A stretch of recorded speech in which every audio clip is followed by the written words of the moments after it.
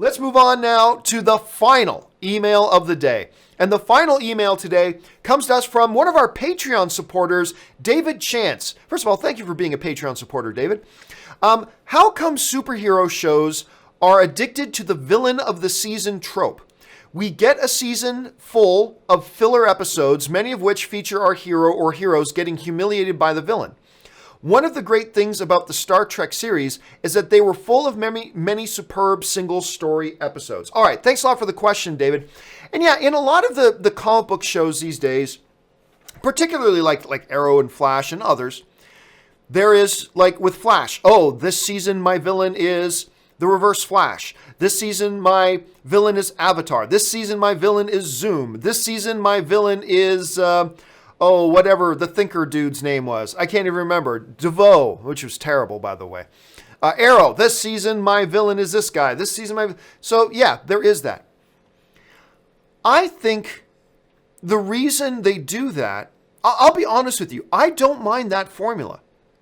I honestly don't mind that formula because to me, that formula gives us the best of both worlds. Number one, it gives the season a feel of being a chapter in the story, right? It gives an entire season the feeling of being a chapter. I like individual seasons having their own individual storylines. And the best way to enact that individual storyline, there are others as well, but one of the best and easiest ways to enact a throughout storyline for a season is by having your main villain for that season.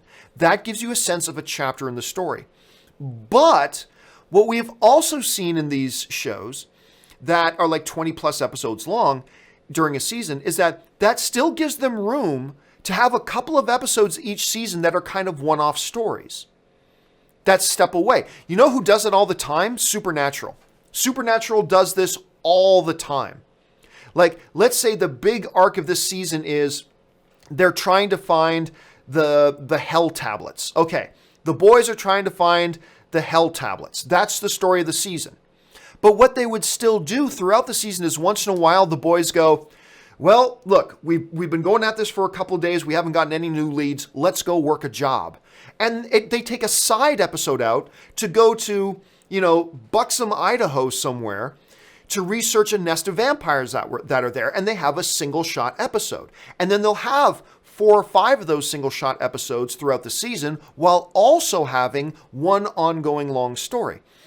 And, well, I guess, by the way, Supernatural is also a CW show, much like all these ones. And I like that formula. I do. I think that gives us the best of both worlds of this and that. Because here's the thing. You can't do a season of Villain of the Week.